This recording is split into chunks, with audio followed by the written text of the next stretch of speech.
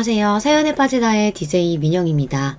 오늘도 두 가지 사연 준비되어 있으니 재미있게 들어주시고요. 구독과 좋아요 버튼도 잊지 말고 꾹 눌러주세요. 그럼 오늘의 사연 함께 시작해볼게요. 안녕하세요. 여러분과 유튜브 영상으로 만나 뵙게 되어 반가운 마음입니다.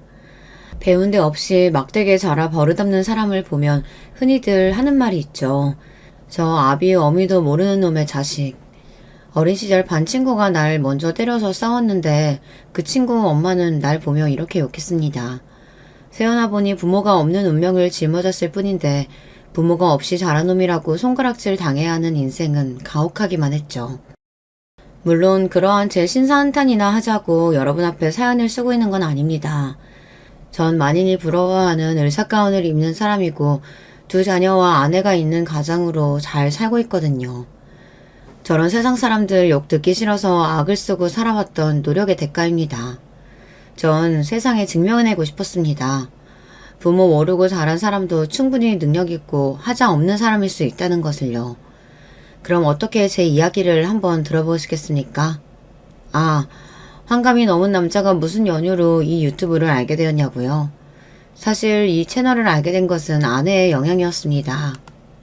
아내가 빨래를 갤 때나 설거지를 할 때 이 사람은 여기만 주야장천 듣고 있더군요. 그런데 얼마 전 회식 때 우리 병원 양간호사가 여기 채널 이야기를 하더군요.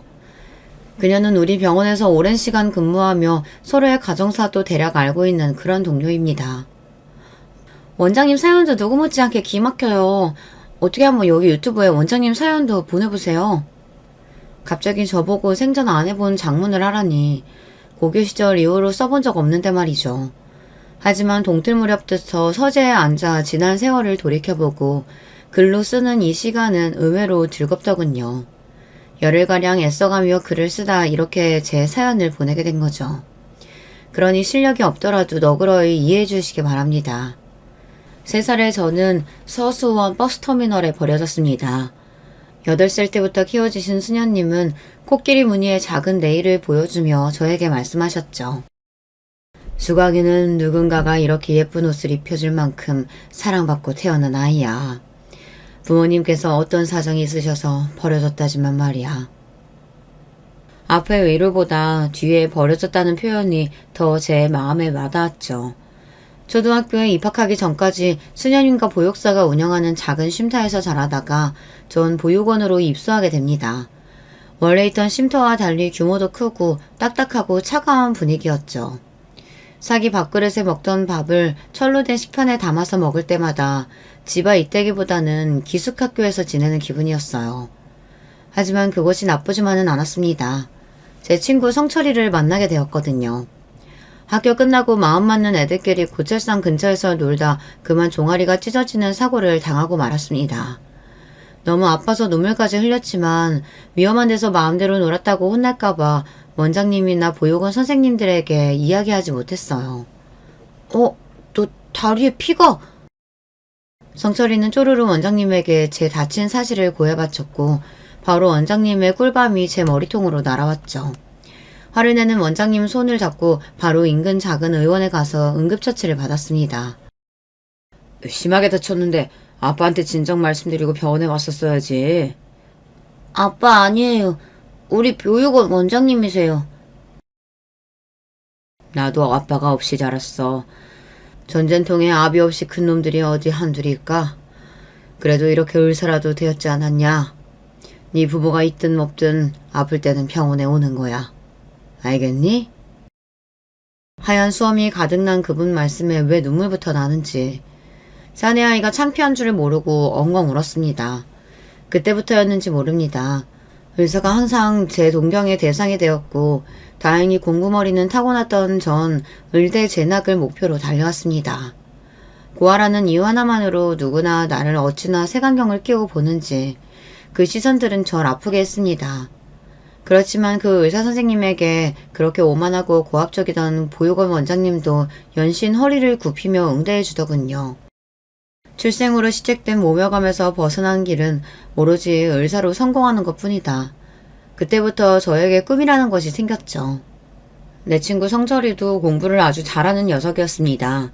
의대가 목표인 저와는 달리 그는 육군 사관학교에 진학할 뜻을 두고 달려왔어요. 요즘 군인은 인기 없는 직업이라지만 우리 때 군인, 그것도 육사 출신 군인하면 출세의 상징이었거든요. 멋들어진 교복을 걸쳐 입고 가슴에 펴 절도 있게 직각 보행하는 육사 생도가 보이면 누구나 돌아보며 눈길을 떼지 못하는 당시 젊은이들에게 선망의 대상이었죠. 운동도 잘하고 친구들에게 리더 역할을 곧잘 하던 성철이에게 육사는 아주 잘 어울리는 것 같았습니다. 그렇지만 성철이는 지금도 축구만 오르면 고등학교 2학년 때의 일을 이야기하곤 합니다.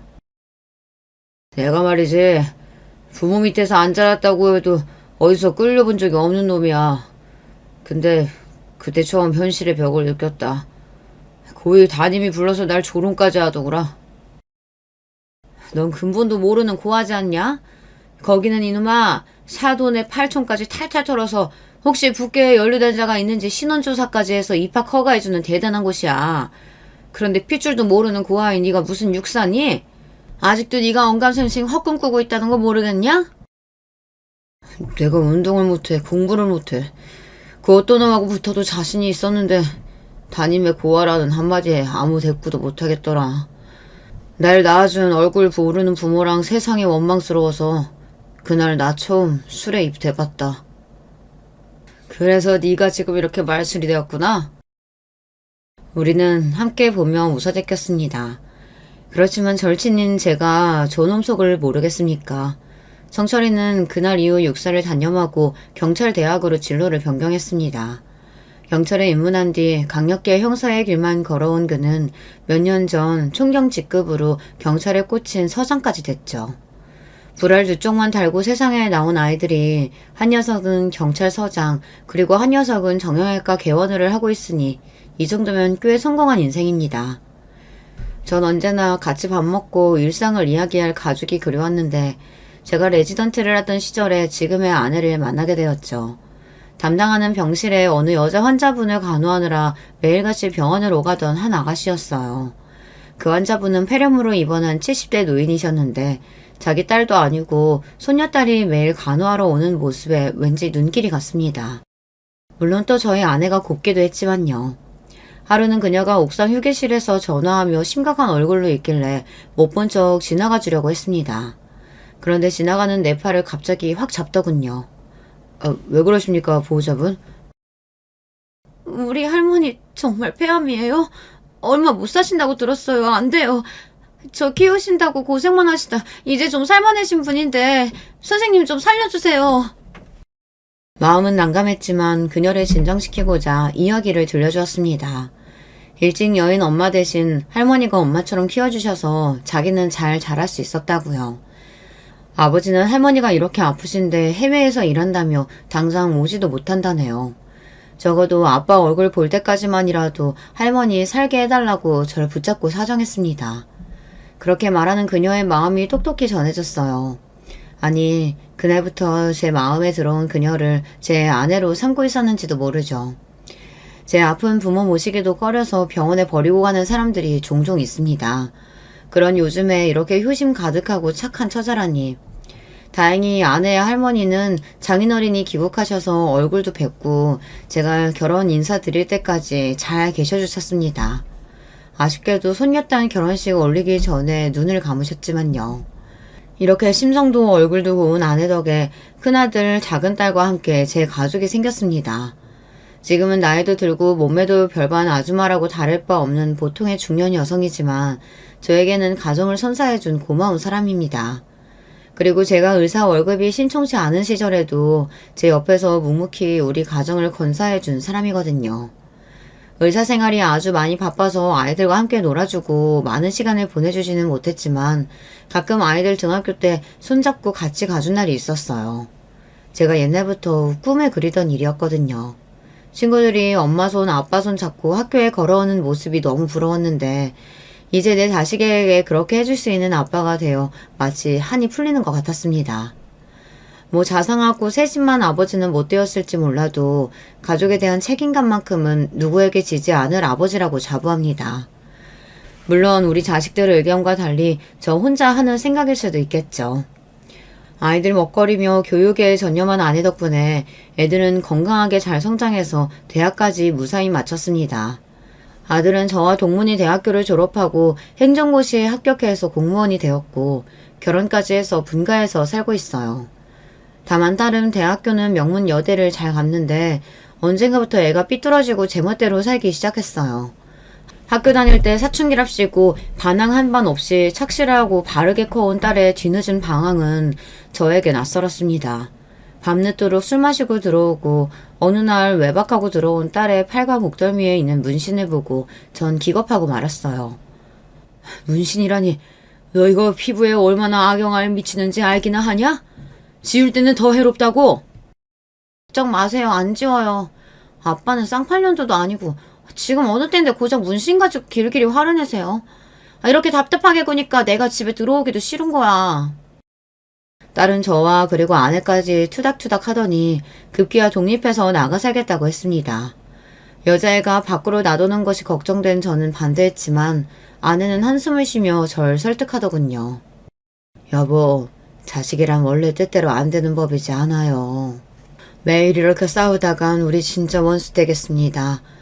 지금은 저 하고 싶은 대로 나가 살라 하고 그렇게 좀 떨어져 있는 게 좋겠어요. 당신은 지금 세상이 얼마나 무섭게 돌아가는데 딸이 나가 살겠다는 걸 천상한다는 거예요. 그리고 제가 아쉬울 게 뭐가 있어. 든든한 부모 밑에서 뭐 하나 부족한 것 없이 커서 대학까지 간 녀석이 말이야. 왜 뒤늦게 저러고 사는지 원. 전 아주 못마땅해했지만 결국 딸의 고집대로 독립하고 말았습니다. 그런 녀석이 원망스러워 저도 딸이 어디서 사는지 한번 가보지도 않았어요. 지금 와서 보면 그때 제가 그렇게 옹졸하게 딸과 벽을 쌓으면 안 되는 것이었습니다. 참 후회되는군요. 딸이 독립한 뒤로 아내는 한 번씩 반찬을 해서 딸 집에 가는 모양인데 하루는 아내가 발목이 안 좋으니 차로 데리고 가달라고 하더군요. 마침 병원 쉬는 날이고 1년 만에 딸의 집이 궁금도 해서 함께 갔습니다. 아내가 딸의 집 현관 비밀번호를 누르고 들어가자 전 못 볼 꼴을 보고 말았죠. 세상에 딸의 집에 사는 놈이 있는 겁니다. 그놈은 편한 옷차림을 하고 있었고 아예 딸 집에 눌러 살고 있는 데 보였어요.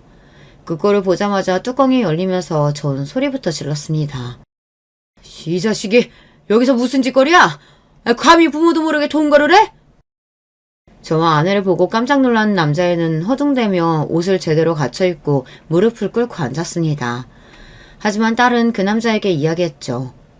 뭐야, 우리가 무슨 죄지었어? 다 큰 딸 집에 부모라고 해도 이렇게 함부로 들이닥치면 실례죠. 일어나. 자기가 무슨 잘못이 있다고 그렇게 죄인 차려만 앉아있어. 우리요, 서로 사랑하는 사이고 같이 산 지 2달 되었어요. 둘 다 각자 밥벌이하는 성인이고 애인끼리 동거하는 게 죄는 아니지 않아요? 오히려 딸은 이렇게 뻔뻔스럽게 나왔습니다. 그리고 그 남자는 분위기를 살피며 인사만 꾸벅하고 집을 나가버리더군요. 에휴, 동거하는 놈이 준행랑이나 치고 자네 자식이 저렇게 제 여자 지키지 못하고 내빼면서 무슨 일을 제대로 하겠냐? 딸이 동거하는 일이 불만인지 아니면 딸의 남자친구가 성에 차지 않아서인지는 모르겠지만 너무 불쾌한 마음에 바로 딸의 집을 나와버렸습니다. 딸이 하고 있는 꼴을 보자니 분통이 터져서 더 있을 수가 없었죠. 그런데 몇 달 뒤 저는 더 어이없는 소식을 듣고 말았어요. 바로 딸이 임신을 했다는 겁니다. 신체 건강한 남녀가 함께 살다 보면 당연히 생길 수 있는 일이지만 결혼도 안 한 애들끼리 제가 옛날 사람이라 고루한 건진 모르겠지만 요즘 젊은이들을 도대체 이해할 수가 없었어요. 특히 남자야 수틀리면 훌훌 털고 나가면 그만이죠. 하지만 여자는 어디 그렇습니까? 조심조심 유리처럼 다뤄야 하는 소중한 몸인데 임신까지 했다는 소식에 그냥 두고 볼 수가 없었어요. 제가 직접 그 친구를 만나기로 했습니다. 어떤 놈팽인지 내 딸과 결혼해도 되는 놈인지 내 눈으로 살펴봐야 하니까요. 딸의 남자친구에게 연락해서 제가 자주 가는 포장마차로 불러냈습니다. 내가 왜 자네를 불러냈는지 알지? 지금 무슨 일하고 있는지, 나이는 몇이고 어떻게 살아왔는지 한번 얘기해봐. 처음에는 쭈뼛대던 녀석이 점점 술을 마시면서 제가 편해졌는지 솔직한 이야기를 하더군요. 아버님, 제가 죽이고 싶을 만큼 미우시죠? 제가 현지랑 정식으로 결혼하고 산 것도 아닌데 임신까지 시켜서 아버님 어머님 심경이 어떠실지 짐작이 갑니다. 사실 임신 이야기에 처음엔 저도 너무 당황했어요.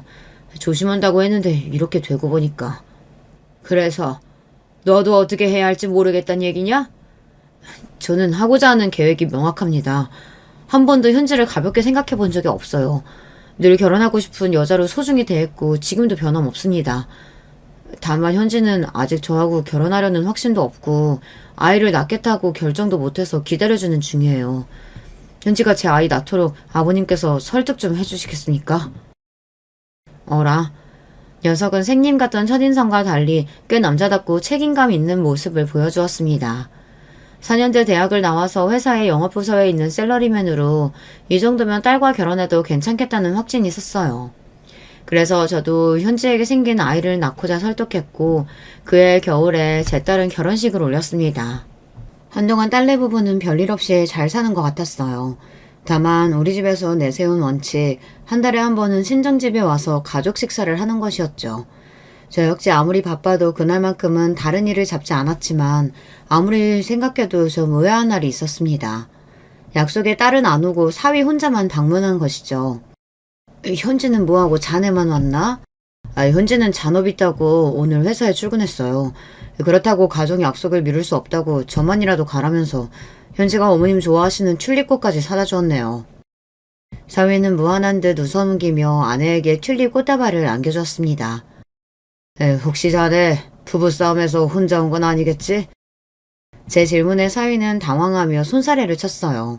하긴 둘이 싸웠다면 딸이 집에 오고 사위는 발길도 주지 않았겠다 싶어서 곧 의심을 거두고 사위와 식사를 하다 보냈습니다. 하지만 현지는 결혼 이후 집에 오지는 못해도 꼭 아내와 전화통화를 하루에 한 번씩은 하며 가깝게 지내고 있었죠. 하지만 최근 들어 그렇지 않았던 모양이죠. 아내는 서운하다는 듯 중얼거렸습니다. 애가 매일같이 전화해서 사소한 일도 잘 얘기하더니 요즘 들어 점점 전화를 안 하네. 내가 해도 잘 안 받고.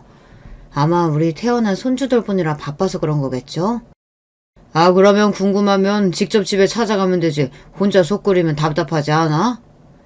내가 찾아가면 또 사위도 불편해하고 괜히 눈치 보이네요. 이번에 담근 열무김치도 갖다 주긴 해야 하는데. 그럼 내일 나랑 같이 가보지. 최근 진료 스케줄이 여유가 생겨 아내와 함께 딸의 집에 가기로 했습니다. 저도 딸 얼굴 본 지 2달은 넘은 것 같고 요즘 부쩍 그 아이가 보고 싶더군요.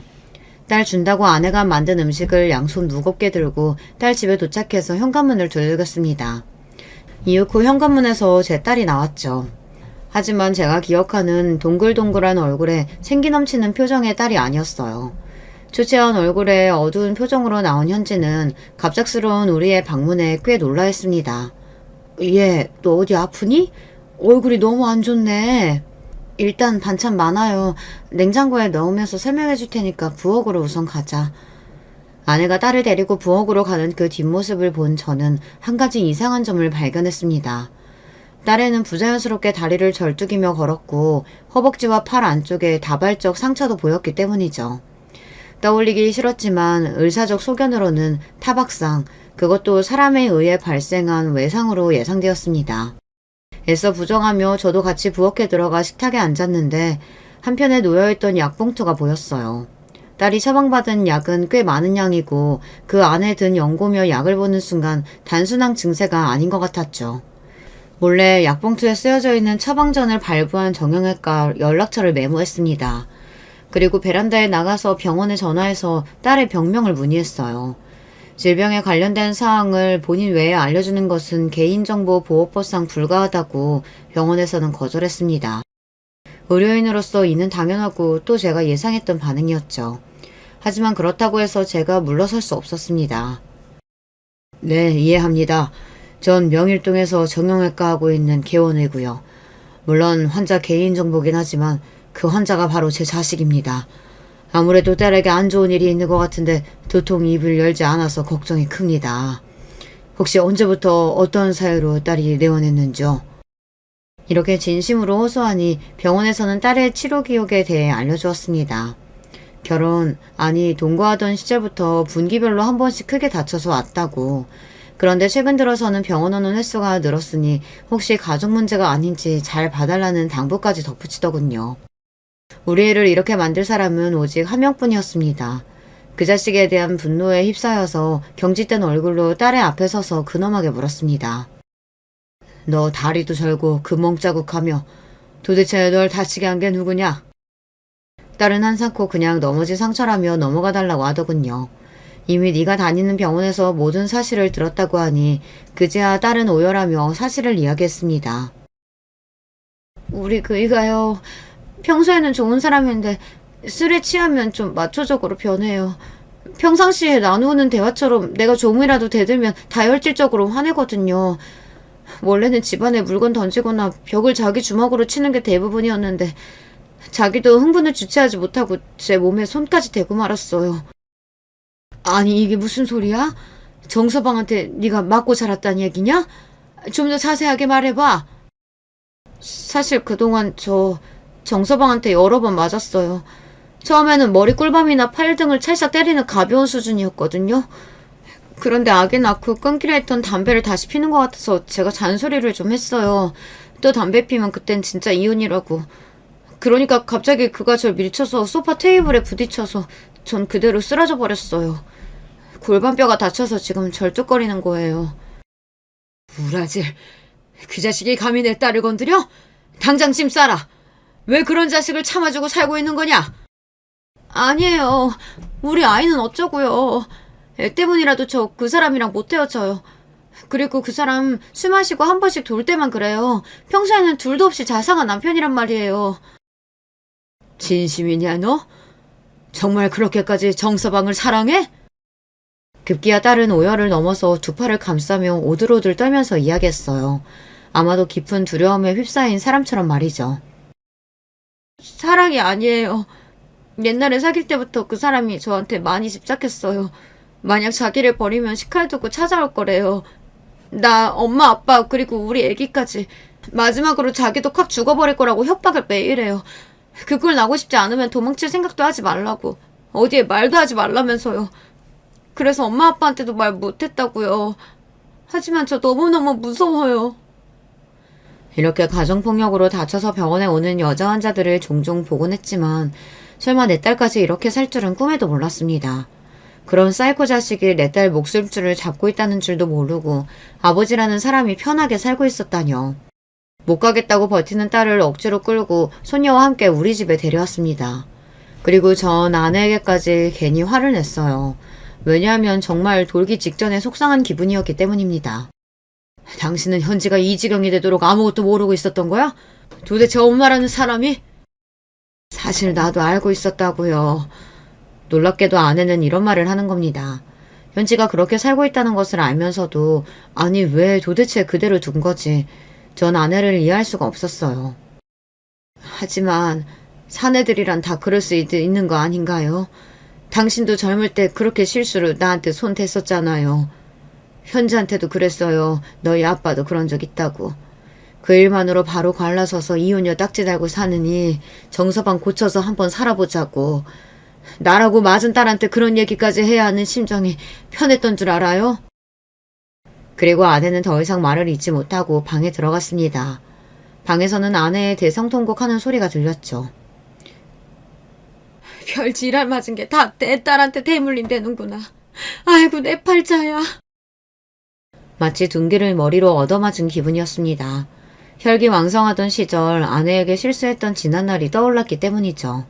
의사로서 가장으로서 떳떳하다고 자부하는 저도 아내에게 해서는 안 될 짓을 한번 했던 적이 있습니다. 한국 남자라면 회식이나 여러 이유로 유흥업소에 가는 일이 자주 있었죠. 전 다른 남자들과 달리 여자들을 조심하는 편이었습니다. 들이대는 여자들의 유혹도 없지 않았지만 나에게 가정은 남달리 소중했기에 마누라를 배신하는 짓 따위는 하지 않았어요. 하지만 그렇게 철벽치던 저 역시 아내 아닌 다른 여자에게 마음을 빼앗긴 적이 있었습니다. 지금도 부끄럽게 생각하는 그때의 일은 15년도 더 된 이야기죠. 그날은 여름비가 몹시도 퍼붓던 한산한 병원의 오전 시간이었습니다. 한 여환자가 진료실로 들어오는데 언뜻 보기에는 어디 다친 곳이 있어 보이진 않았지만 핏기 없는 얼굴에 어쩐지 심상치 않아 보였어요. 그 여자가 어떻게 된 사연일까 왠지 아주 궁금했어요. 네, 어디가 불편해서 오셨는지요? 아, 저, 아, 다쳤는데 부위가 가슴통 쪽이라 조심스러워서 말하고 숨 쉴 때마다 갈비뼈가 아파요. 진료해보니 갈비뼈에 금이 갔는데 상태가 좀 안 좋았어요. 아무래도 누군가의 폭력이 의심되어 어떻게 다치게 된 건지 자세하게 물어봤죠. 주저하던 그녀는 결국 세 번째 진료에서야 솔직하게 말해주었어요. 남편은 아니고 동거하고 있는 남자가 물건을 던져서 맞는 바람에 이렇게 되었다고요. 그녀는 나보다 10살 어린 여자였습니다. 조카 같은 마음에 잔소리가 좀 나왔어요. 당장 그 남자하고 헤어지세요. 부모님이 귀하게 키운 딸이 이런 취급 당하는 거 아시면 억장이 무너집니다. 저 부모 같은 거 없어요. 고아로 자랐거든요.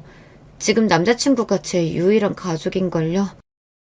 그 말에 놀라 그녀를 다시 보게 되니 그 얼굴과 표정과 눈매가 기억났습니다. 어렵지만 내 치부를 남들에게 드러내야 할 때 드러나는 민망함과 수치심. 저도 고아예요. 그래도 이렇게 잘 지내지 않습니까? 갈비뼈는 쉽게 부는 부위가 아니라서 일주일에 2번씩 꾸준히 내원하셔야 해요. 그리고 꼭 용기 내서 그 남자 떼어버리시고요. 술 먹고 죽이겠다고 달려드는 동거남을 막으러 그녀 집에 가주고 그녀가 외롭다고 할 때 같이 술도 마셔주며 그녀와 가까워졌습니다. 처음에는 동정심 혹은 나와 같은 출신이라는 동질감 때문에 신경 쓰는 것뿐이라고 생각했어요. 애써 제 마음을 부인했지만 점점 그녀를 환자가 아닌 사랑하는 여자로 대했던 것이 사실이에요. 제 마음을 제일 먼저 알아챈 것이 바로 병원에 있는 양간호사였어요. 원장님, 주제 넘은 줄은 알지만요. 함께하는 동료로서 또 여자로서 이 말씀은 꼭 드리고 싶어요. 최선영 환자와 밖에서 만나시는 거 맞죠? 단순한 의사-환자 관계가 아니라면 사모님 모르실 때 이쯤에서 정리하는 게. 양간호사 앞에서는 오해라고 잡아댔지만 솔직히 양심의 가책이 들었습니다. 누가 봐도 전 불륜하는 상황이었으니까요. 독하게 마음 고쳐먹고 그녀를 떼어내려고 노력했어요. 매일같이 찾아갔던 그녀의 집에 발길을 끊고 일주일이 지나고 한 달이 지나자 그녀가 미치도록 보고 싶어서 견딜 수가 없었습니다. 한밤중에 미친놈처럼 그녀의 집에 찾아가서 본 광경은 어이없게도 그녀는 전 동거남과 같이 있더군요. 트렁크 팬티 바람으로 나온 젊은 그놈은 제게 삿대질까지 했어요. 이제 아저씨 여자도 아닌데 이 한밤중에 왜 여길 찾아오냐 절 쫓아내려고 했습니다. 어안이 벙벙해진 전 그놈의 뒤에서 스며시 나온 그녀를 쳐다보며 분통을 터뜨렸습니다. 역시 넌 창녀 같은 년이구나. 한 달 만에 남자를 갈아치워? 그것도 이런 쓰레기 같은 놈하고 다시 합친다고? 당신이 떠나도 난 다 이해하고 아무 원망 없이 받아들였어요. 외로워서 남자 없이는 못 살겠어서 내 품이 그립다는 사람 다시 들인 게 뭐 어때서요? 아니야. 난 널 떠난 게 아니라고. 가정을 생각해서 마음 정리해보려고 노력했지만 아무래도 너 없이 못 살겠어. 이혼이든 뭐든 할 테니까 우리 다시. 아니, 당신도 고아였잖아. 얼마나 자기 가정 소중하게 여기는지 알아. 나 때문에 바보 같은 짓 하지 말아요. 우리는 어울리는 한 쌍이 아니에요. 당신 가정으로 그만 돌아가세요. 마음 여린 그녀가 그렇게 단호하게 저를 밀쳐낼 줄은 몰랐습니다. 맥없이 그녀의 집에서 돌아서서 나오며 정신을 다시 차렸어요. 그 여자의 말이 맞았습니다. 제가 아무리 여자에게 미쳤다고 한들 소중하게 지켜온 내 가정을 파괴할 자신까지는 없었던 것이죠. 혹여나 내 잘못으로 이혼해서 우리 아이들이 한부모 가정을 겪어야 한다면 물론 편부모 슬하에서도 잘 클 수 있지만 나라는 사람은 자식들에게 차마 그런 짐을 짊어지게 할 수는 없었습니다. 그런 저를 간파한 선영이는 미련도 원망도 없이 절 보내준 것이었어요. 그날 이후로 선영이와 헤어지고 가정으로 돌아왔지만 제 마음은 지옥과 같았습니다. 괴로운 마음을 술로 달래다 보니 그런 저를 못마땅해 한 아내에게 몹쓸짓까지 했던 것입니다. 과거의 제 잘못으로 제 딸이 그런 남자를 만나게 되어버린 것일까요? 그런 자책과 아내의 한탄하는 소리는 비수가 되어 제 심장에 꽂혔습니다. 더 이상 집에 있을 수가 없었죠. 착잡한 마음에 술 기운이라도 기대보고자 친구 성철이를 불러냈습니다. 제 젖은 목소리에 이유가 궁금했겠지만 성철이는 자세히 묻지 않았습니다. 그저 어묵탕에 소주 한 잔이나 채우고 마셔댔죠. 중년의 나이가 훌쩍 넘어 사회적으로나 경제적으로나 성공했다지만 뼈아픈 가난으로 자라와서 그런지 양주나 호화스러운 술집은 우리에게 어색하기만 합니다. 정철이와 이런저런 이야기나 하며 술을 마셨습니다. 잠시나마 딸의 일도 아내의 한서린 원망도 접어두고서 말이죠. 그런데 넌 언제부터 경찰이 되기로 한 거냐? 육사 못 가면 판검사 되고 싶다지 않았어? 어릴 때 먼저 퇴소해서 자립한 형들이 돌 벌자마자 술집에 가서 탕진해버리고 하루살이 인생처럼 사는 게 꼴도 보기 싫었어. 공장에서 하루 14시간씩 고된 일로 힘들게 번 돈을 하룻밤에 날리고 다음날 또 술 마시면서 자기가 왜 그랬을까 후회하는 모습이 한심했지. 내가 퇴소하고 잠깐 재욱이 형네 집에 머물 때 형이 공장에서 같이 일하던 형님한테 사기당해서 죽으려고 하더라. 형, 내가 경찰 돼서 사기친 새끼 잡아줄 테니까 그때까지만 버티고 살아내. 그 자식 면상에 몇 대 날려야 분 풀릴 거 아니야. 그렇게 그 형 살아내라고 내가 붙잡았어. 그렇지. 잘했다. 그래서 재욱이 형한테 사기친 놈은 잡았냐? 우리처럼 평범한 가정에서 자라지 못한 고아들에게 가장 중요한 게 뭔지 아냐? 돈? 좋은 집? 아니, 바로 사람의 정이다. 사회에 나가면 누가 조금만 잘해줘도 간도 쓸개도 다 내어줄 것처럼 의지하게 되지. 그래서 사기당한 형 누나들 많이 보았으니 경찰대에 막 들어간 난 그 사람들을 위해서 뭐라도 해주고 싶었어.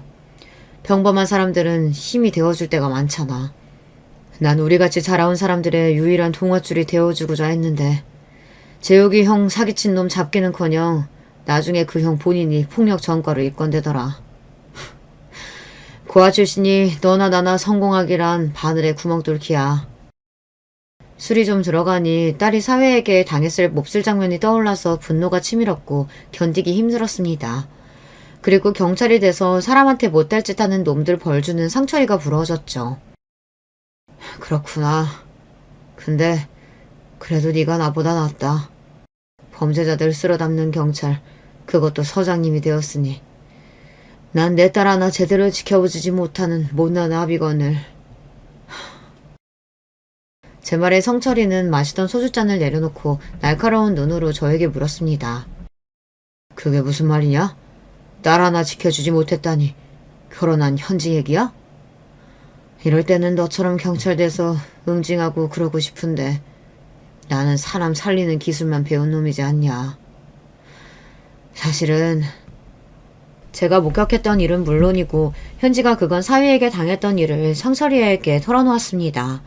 내 딸 현지가 태어날 때부터 결혼할 때까지 중요한 순간마다 성철이는 와서 제 딸처럼 축복하고 기뻐해준 사이였어요. 그런 조카와 같은 아이가 당한 일을 듣던 그는 눈썹이 잔뜩 성난 듯 치솟고 대본의 무서운 형사의 모습으로 돌변하더라고요. 내 친구이지만 그렇게 무시무시한 말투와 분위기는 처음 느껴보았습니다. 그래서 그게 다 현지가 겪은 실제 일이다. 넌 네 딸이 그런 취급당하는데 여기서 친구랑 신세 좋게 술이나 퍼마시고 있다 이 말이냐? 에라 이 자식아. 화가 난 성철은 씹고 있던 오이를 제 얼굴에 던져버렸습니다. 친구의 반응은 당연한 것이었고 저 역시 사이놈에게 아무 일도 하지 못한 저 자신이 역겨워 미칠 지경이었으니까요. 아이고 선생님들 평소 점잖은 분들끼리 여기서 와 이러십니까? 진정들 하시고 앉아서 새 소주 갖다 드릴 테니 화이로다가 쭉 들이키세요. 오죽하면 단골 포차 주인 아주머니가 놀라서 우리를 진정시키러 오셨겠습니까? 이후 그 성철이는 제정신을 붙잡고 가쁜 숨을 들이쉬면서 소주를 병째로 목구멍에 때려 넣었습니다. 저 역시 술만 몇 잔 연거푸 마시다가 침묵을 깨고 먼저 입을 열었어요. 선영이 기억하지? 내가 그때 아내 배신하고서 뭘 잘했다고 한동안 술 취해서 아내한테 행패까지 부렸다. 그 일로 하늘에서 날 지금 벌하시는 걸까 하는 생각도 해봤어. 내 죄 때문에 착한 내 딸이 그 벌을 받아내는 거라면 난 어째야 하냐? 어떻게 빌어야 딸이 행복해질 건지. 아이 바보 같은 자식아 미친 소리를 다 한다. 너 이 땅에 죽일 놈들이 얼마나 많은지 아냐? 구더기들처럼 아주 드글드글해. 가정폭력으로 경찰서에 신고 들어온 것만 해도 하룻밤에 수백 건은 된다고. 너 같은 놈들만 있으면 나도 경찰직 못하고 굶어 죽을 거다. 쓸데없는 소리 말고 지연이 남편 놈한테 이렇게 해보면 어떻겠냐? 성철이는 사위에게 복수할 방법을 생각해서 제게 슬쩍 알려주었습니다. 어떻게든 그놈을 내 딸 인생에서 끊어내고 싶었기에 전 그 제안을 바로 잡아버렸죠. 다음날 저녁 때 우리 집 초인종을 눌러대는 방문자가 있었습니다. 인터폰에는 사위놈의 얼굴이 보이더군요. 너 여기 있는 거 알고 왔으니까 당장 문 열지 못해?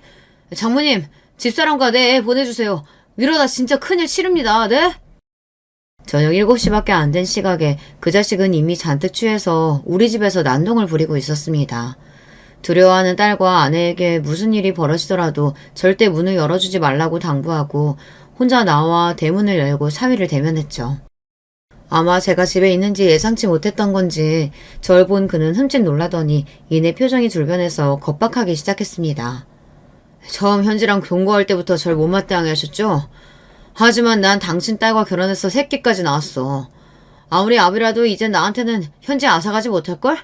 법적으로는 내 가족이야. 당장 현지 내보내요. 아니, 현지는 너와 이혼할 거고 넌 내 딸과 손주 털끝만큼도 건들지 못할 거야. 그때 사위의 눈동자는 흰자위가 번뜩대기 시작했고 저를 때리는 듯 손을 머리 위로 번쩍 올렸습니다. 전 방어 자세를 취했고 설령 그 자식에게 맞는다 해도 상관없었습니다. 모든 것을 감수하고 나온 것이었으니까요.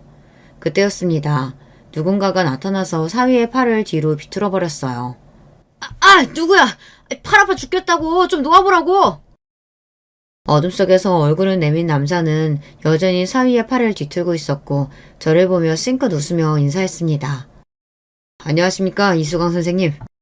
오다가 강도가 하나 족치느라 좀 늦었습니다. 이 사내가 그 버러지 같은 사입니까? 그는 러시아 출신의 격투기 선수와 같은 큰 체구에 근육질의 몸을 하고 있었어요. 또한 얼굴의 인상도 범상치 않고 눈매도 매서운 것이 길 가다 만나면 시선을 피할 수밖에 없는 사내였죠. 마치 범죄도시라는 영화의 마동석 배우 같은 인상을 가진 그 남자는 사실 경찰이었습니다. 성철이가 혹여 사위가 나타나 우리 식구들에게 해를 가할까 싶어 경호할 사람을 붙여준다고 했는데 이자가 바로 그 사람인 것입니다. 우리 서장님이 특별 지시하셔서 내가 앞으로 밀착 보호해드릴게요. 그리고 당신은 내가 한번 요모조모 탈탈 털어볼 계획이요. 궁금하면 서울경찰청 폭력계 마동석 경이 찾아오면 되셔. 네, 분명히 마동석은 아니고 우리 계에서는 날 그렇게 부르니까 앞으로 자주 봅시다. 경찰의 말투는 깍듯했지만 이미 인상과 힘에 압도당한 사위는 경찰이 팔을 풀어주자마자 두고 보자라는 말을 남기고 주랭랑을 쳤습니다. 그렇지만 그 경찰과 사위의 만남은 이번이 끝이 아니었어요. 사흘 뒤 경찰은 사위가 근무하는 회사의 로비로 찾아가서 국가경찰공무원증을 제시하며 사위를 찾았죠. 수고하십니다. 전 서울경찰청의 박경희인데 여기 해외 영업부서의 정시우 씨 있죠? 조사 차원에서 지금 좀 보잔다고 전해주십시오. 갑작스러운 경찰의 방문에 당황한 회사 직원은 금세 사위를 로비에서 기다리는 경찰 앞으로 데려다 주었습니다. 아니, 당신이 어떻게 회사까지 온 거요? 또 뵙네요. 그때는 저녁 때라 얼굴도 잘 못 봤는데. 이렇게 보니 꽤 말끔한 인상의 신사분인데 어쩌다 그런 짓까지 하셨어? 이현지 씨 스토킹 혐의로 잠깐 조사하러 같이 서에 가주셔야겠습니다. 스토킹 행위 재집 및 처벌 경고 차원이니 협조 바랍니다. 경찰은 사위를 밀쳐대듯 끌고 경찰서로 데려갔어요. 나는 현지 남편이요. 그런 내가 어떻게 스토커란 말이에요. 내 마누라한테 전화랑 문자도 못해? 남편이고 아버지고 간에 지속적으로 반복적으로 연락하고 위협했다면서. 확시. 그리고 언성 낮추지 못해? 경찰이 우스워 보여? 이렇게 시종일관 조사하는 내내 박경희는 사위를 오줌이 지릴 정도로 무섭게 대했다고 합니다. 결국 사위는 겁을 먹고 사내놈이 여자애처럼 거의 울먹이기까지 했다는군요. 도대체 나한테 이렇게까지 하는 거예요? 왜? 난 그저 선량한 시민일 뿐인데 이렇게 휴방권 대하듯 하는 거냐고요. 야, 이 새끼야. 네가 무슨 선량한 시민이냐? 내 동생 같은 현지 때렸다면서 제 자식까지 낳아준 아내한테 손댈 데가 어딨다고, 찌질한 자식. 내가 경찰로서 현지 오빠로서 너 끝까지 감시하고 무슨 짓거리 할 기색만 보여도 바로 감빵 쳐넣을 거니까 조심해라. 오빠는 무슨, 현지 오빠는 당신이 아닌데. 그런 게 있어 임마. 어릴 때부터 오빠 동생 하는 사이로 내 친동생 같은 애야. 행여나 현지며 우리 이 선생님네 가족 건들 생각만 해봐라. 아주 너 무사발로 만들어버릴 테니까. 이 주먹 보이냐? 어? 약물하고 사람 때리고 죽이는 놈들 이 주먹으로 다 응징했어. 너 같은 멸치 자식 하나 골로 보내는 건 일도 아니야. 그렇게 한 달이 넘게 박경희에게 시달린 사위는 결국 현지가 보낸 이혼 협의서에 도장을 찍어 돌려보냈고 손주에 대한 친권까지 모두 넘겨주었습니다. 경찰이 몇 번이고 회사까지 찾아가면서 인사과에서 처벌까지 받은 사위를 둘러싼 억측은 사내에 난무했다고 합니다. 저렇게 얌전해 보이는 정 과장님이 무슨 일로 경찰서에 조사받으러 다닌 거야? 어디서 들으니까 사기쳤다는데? 아니야, 내가 듣기로는 의외로 주먹 좀 쓴다나 봐. 옛날에 조직폭력배 출신이었는데 손 씻었다가 최근 다시 범죄 저질렀다고. 어머머, 무서워라. 사람이 보기랑 완전 다르네. 정 과장님한테 이제 아는 채도 말아야겠다. 결국 사위는 더 이상 회사를 다니지 못하고 제 발로 퇴사했다고 하더군요. 소문이 파다하게 퍼져서 아마 동종업계 다른 회사로 취업하는 것도 어려울 것 같고요. 내 친구 덕에 딸과 우리 가족은 안전하게 사위를 떼어버릴 수 있었습니다. 감사의 인사를 전하려던 차에 성철이는 저에게 하나의 선물을 주었습니다. 너도 곧 환갑이지 않냐. 우리가 60년 사는 동안 뿌리도 모르고 살아왔지만 이제라도 한번 만나봐라. 너의 친부모님은 이미 세상 떠나진 지 오래고 형 한 분이 살아계시더라. 정철이는 저 몰래 전부터 제 혈육을 찾고 있었는데 최근에 형과 연락이 닿았다고 합니다. 뜻밖의 얘기에 전 혼란스러웠습니다. 어릴 때야 너무나 내 가족을 찾고 싶었죠. 만나면 왜 나를 버렸어야 했는지 이유도 묻고 원망도 해보고 참 할 말이 많았어요. 하지만 이 나이 먹고 혈육이 다 무슨 소용인가 싶었지만 성철이 얘기를 듣고 나서 밤잠을 이루지 못했습니다. 그리고 그 주일 토요일에 한 설렁탕집에서 드디어 제 친형을 만나게 되었죠. 재환아, 너 정말 재환이 맞냐? 네 이름은 박재환이고 난 박순환이야. 우리가 태어난 곳은 경기도 안성시 죽산면이다. 아버지는 어릴 때 원양어선 탄다고 나가신 뒤로 소식이 두절되었어. 실종신고 뒤로 이미 사망 처리된 지 오래고 엄마는 남의 집 일하며 고생만 하시다 20년 전 63세의 나이로 돌아가셨다. 나도 없는 집에서 제대로 공부도 못하고 그냥 작은 가게 하나 내면서 하고 있어. 네가 없으면 입 하나 준다고. 엄마가 어느 날 널 버스터미널에 버리고 오셨는데 그때가 바로 아버지 실종신고한 직후였지. 널 두고 온 뒤로 엄마는 하루도 울지 않는 날이 없으셨다. 눈 감을 때도 네 이름만 되뇌다 가셨는데 좀 더 일찍 만났더라면 어머니 한은 풀고 가셨을 것을. 저보다 3살 많은 형은 겉보기에 10살은 좋기 많아 보였습니다. 까맣게 그을린 얼굴에 깊이 패인 주름이 그동안 그가 얼마나 고된 삶을 살아왔는지를 여실히 보여주었죠. 하지만 전 형이 하는 말이 그대로 마음에 와닿지 않았어요. 그가 읊어대는 우리 엄마 얘기고 가정사고 마치 남의 이야기를 듣는 기분이었죠. 그나마 내 진짜 이름과 생일을 찾은 것이 만족스러울 뿐이었어요. 형은 저에게 낡은 사진을 하나 보여주었습니다. 기억나겠나? 네가 2살 때 내가 5살 때 찍은 가족사진이야. 이게 유일하게 우리 내 가족이 실제로 있었다는 증거가 되겠구나. 처음 보는 그 흑백 사진 속 내 부모의 모습은 처음 보았지만 왠지 모르게 가슴속에서 무언가가 심하게 요동치고 있었습니다. 내가 이 사진 가져가도 되겠습니까? 물론이야. 엄마가 혹여라도 너 만나게 되면 이 사진 보여주라고 했다. 여기 입고 있는 옷. 네, 압니다. 내가 버려진 날 입고 있던 옷이라고 수녀님이 저에게 보여주셨거든요. 그 사진에서 제가 알 수 있는 거라고는 아기였던 제가 입고 있는 코끼리 무늬 네이뿐이었습니다. 그리고 그 오래된 그날이 마치 기억이라도 나는 듯 갑자기 제 눈이 촉촉해졌죠. 짧은 만남과 설렁탕 한 그릇을 비우고 형과 헤어졌습니다. 아마도 형은 상당히 힘들게 살아오신 것 같았습니다. 지금은 명절 때마다 화성시에 살고 있는 형을 한 번씩 만나러 내려가고 있죠.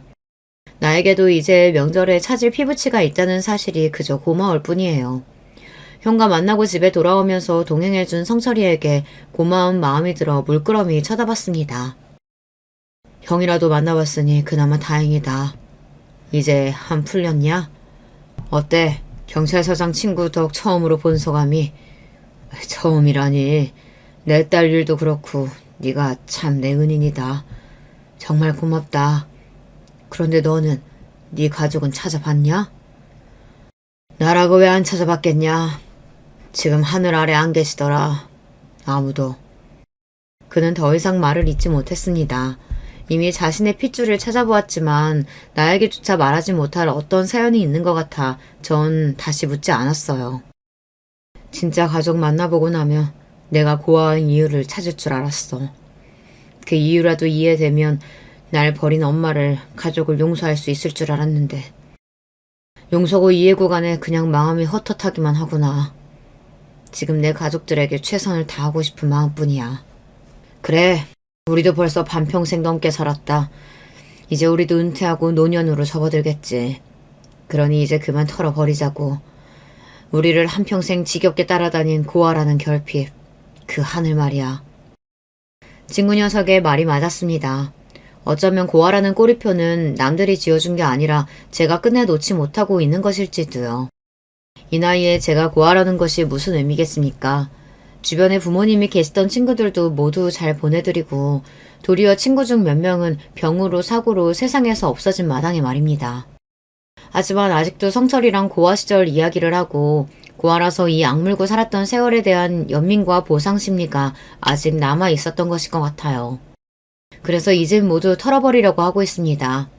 남은 세월 동안 병원 환자들을 열심히 돌보며 내 아내와 건강하게 사이좋게 살아갈 생각입니다. 이혼한 딸은 우리 집에 함께 살고 있는데 돌이 지난 손주놈이 어찌나 귀여운지. 그 녀석 보는 맛에 퇴근도 서두르게 되지 뭡니까? 또 극악무도한 사위놈이 언제 또 내 딸과 손주에게 위협을 가할지 모르니 가족을 지키기 위해서 일찍 집에 들어가는 이유도 있습니다. 혹시 몰라서 개인 경호업체에 의뢰해놓고 가족들 보호를 철저히 하고 있으니 걱정하지 마세요. 한자 만년필로 눌러 제 사연을 글로 쓰다 보니 이제 팔까지 저려오는군요. 차린 것이 별로 없는 조촐한 밥상이었지만 맛있게 드셔주신 여러분께 감사의 말씀을 전합니다.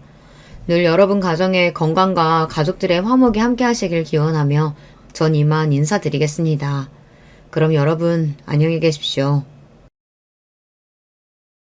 여러분은 어떻게 지내고 계신가요? 저는 요즘 다시 고향으로 내려와서 살고 있습니다. 남편이 죽으며 서울로 올라갔었는데 다시 오니까 기분이 헛헛합니다.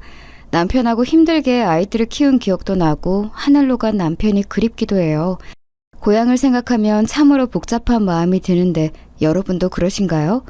저는 지금 나이가 60대인데 인생을 돌아보면 참 굴곡이 많았어요. 그럼 바로 제 사연 시작하겠습니다.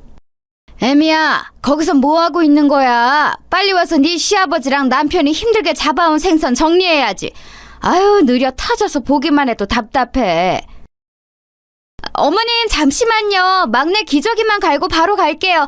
죄송해요. 아이고, 우리야. 너무 힘들다. 저는 고등학교를 졸업하고 집안 형편이 너무 어려워서 바로 성인이 되자마자 시집을 가게 되었어요. 요즘 시대에는 전혀 그런 일이 없지만 저 때는 할 게 없으면 빨리 결혼하는 게 당연했거든요. 아니, 할 게 있어도 여자들은 결혼이 목표인 사람도 많았죠. 아무튼 찢어지게 가난한 친정은 제 뒷배가 되어주지 못했습니다. 시댁은 3대째 배를 타고 바다로 가서 생선잡이를 하는 집안이었어요. 남편도 시아버지를 따라 바다로 나가 일했었죠. 새벽부터 일어나서 눈도 뜨지 못한 채로 나가는 남편이 안쓰러웠어요. 여보, 아까 보니까 밥도 제대로 못 먹는데 무슨 일 있어? 내가 일하느라 신경을 제대로 쓰지 못해서 미안해. 당신이 챙겨준 도시락으로 오늘도 아버지랑 배에서 맛있게 먹었어. 내가 항상 당신에게 고마운 거 알지? 에이, 아니야. 괜찮아요.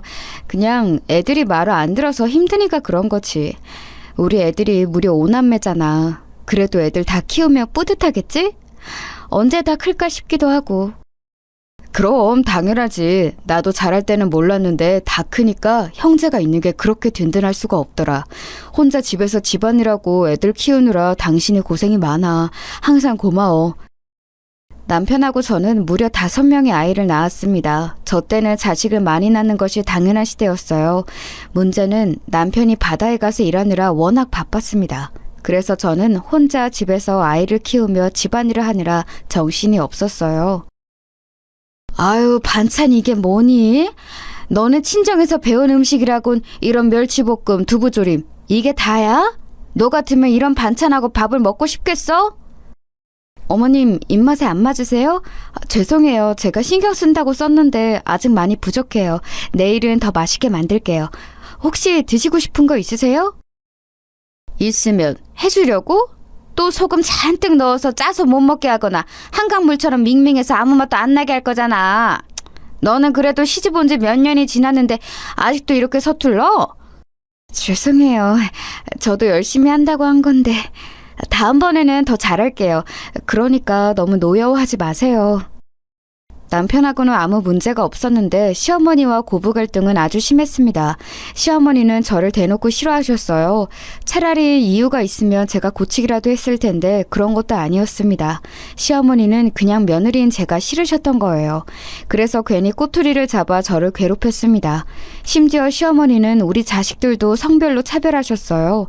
저랑 남편은 남아선호 사상이 하나도 없었고 모든 자식이 소중했는데 시어머니가 오히려 나서서 차별하더라고요. 개집 애들은 저리 가라. 이거는 우리 소중한 손자들 거니까 너희는 넘보지 마. 내가 우리 손자들만 먹이려고 시장 가서 사온 거야. 어디 손을 대려고 해? 대를 잇는 건 우리 손자들이야. 어머님, 그래도 애들인데 같이 나눠 먹으면 좋잖아요.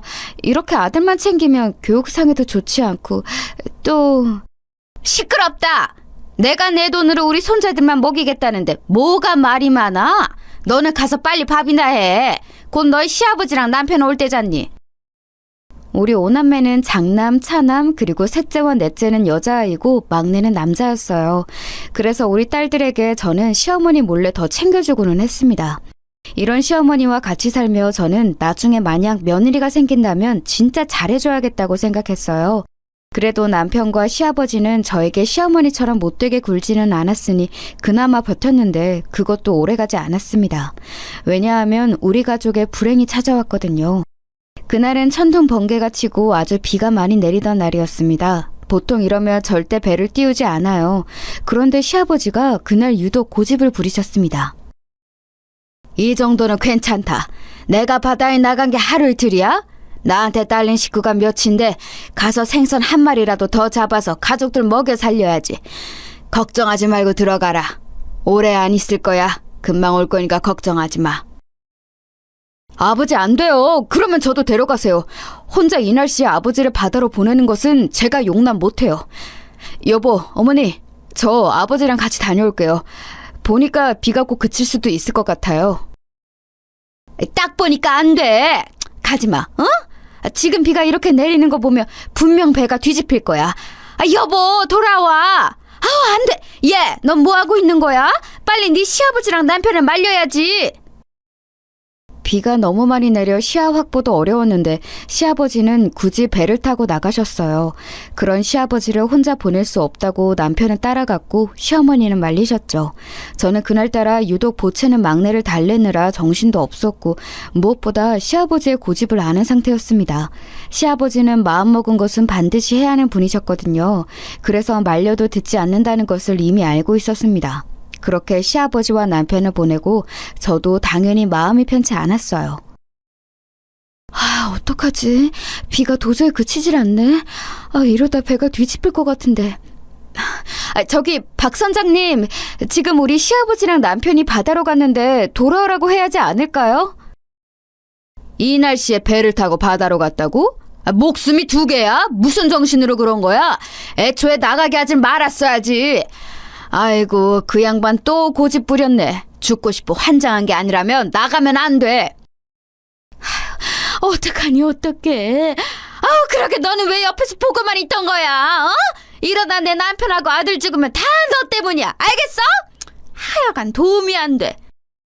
아이고, 아줌마, 왜 그걸 며느리 탓을 해요? 본인들이 배 띄워서 나간 건데. 아무튼 일단 기다려 봅시다. 이러다 멀쩡하게 돌아올 수도 있어요. 워낙 배를 다루는데 선수니까 뭐. 시간이 점점 흐르고 마을 사람들도 같이 걱정하기 시작했어요. 기적처럼 다시 두 명이 돌아오길 바랐는데 해가 뜨고 비가 멈춰도 시아버지와 남편은 돌아오지 않았습니다. 결국 구조대가 나가서 2명을 발견했는데 안타깝게도 시아버지는 이미 하늘로 간 상태였어요. 정말 기적적으로 남편은 숨이 아직 붙어있는 상태로 발견되었습니다. 보통 이런 경우에 이렇게 살아있는 상태로 발견되는 게 진짜 희박하거든요. 너무 다행입니다. 의식은 없어도 나중에 눈을 뜰 수도 있으니 희망이라도 있잖아요. 돌아가신 분은 안타깝게 생각해요. 아이고, 여보. 내가 그렇게 나가지 말라고 했잖아. 나는 어떻게 살아? 아이고. 내 아들, 불쌍한 내 아들. 우리 아들 눈 떠봐. 엄마 왔어. 구조대원이 뭐라 하는지 귀에 들리지도 않았어요. 너무 충격적이었고 믿고 싶지 않았습니다. 시아버지는 손을 쓸 수도 없는 상태였고 우리 남편은 마치 잠을 자는 것처럼 병원에 그대로 입원하게 되었어요. 이게 다 너 때문이야. 이 망할려나. 네가 말렸어야지. 비가 그렇게 오는데 바다로 가는 것을 그냥 그대로 냅둬? 나였으면 절대 그렇게 안 했어. 내 남편 살려내라고.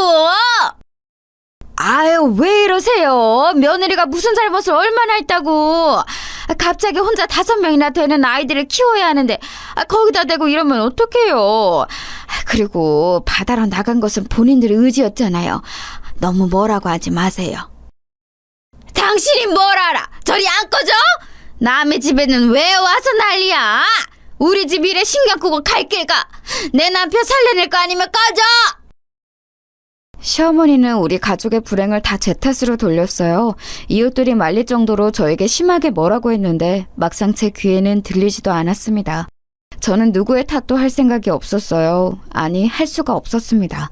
당장 제 밑으로 5명의 아이들이 있었는데 도대체 어떤 방법으로 돈을 벌어야 하는지 막막했거든요. 시집와서 계속 집에서 아이를 낳고 살림만 했기 때문에 제가 할 수 있는 것은 없었습니다. 거기가 바닷가라 대부분이 수산업에 종사했는데 배를 타고 바다로 가는 법도 몰랐거든요. 그리고 알았다고 해도 우리 아이들이 그때 죄다 어렸어요. 일단 급한 대로 수산시장에 나가 물고기를 손질하는 법을 배웠습니다. 다행히 우리 집 사정을 아는 분들이 저를 직원으로 채용해 주셨죠. 힘들어도 꼭 참고 일했어요. 나가서 돈을 더 벌어와. 이 돈으로 우리가 어떻게 먹고 사니? 우리 아들 불쌍해 죽겠다. 이러다 우리 아들 죽으면 그땐 어떡할 거야?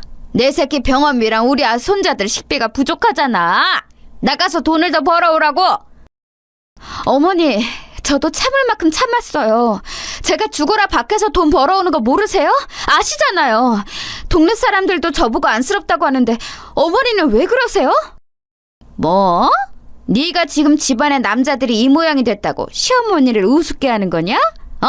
내가 우스워? 우습냐고? 며느리가 시어머니한테 이래도 돼? 너 옛날이면 이미 집에서 쫓겨났어. 아무것도 가진 게 없으면서. 그래서 저도 열심히 일하잖아요. 새벽부터 일어나서 수산시장 가서 생선 다듬고 시간 나면 다른 식당 가서 설거지하고. 남들은 이렇게 일하는 제가 안쓰럽다고 하는데 도대체 어머니는 왜 저를 못 잡아먹어 안달이세요? 그런 생활이 지속되자 저도 더는 참고만 있을 수는 없더라고요. 그래서 시어머니와 다투는 일도 많아졌습니다.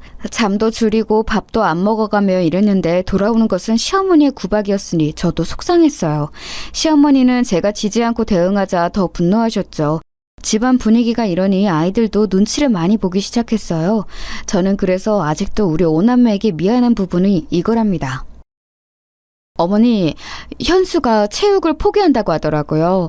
저한테 여전히 야구가 좋지만 집안 사정상 더 지속할 수는 없다고 하던데 제가 봤을 때 우리 현수 운동에 재능 많아요.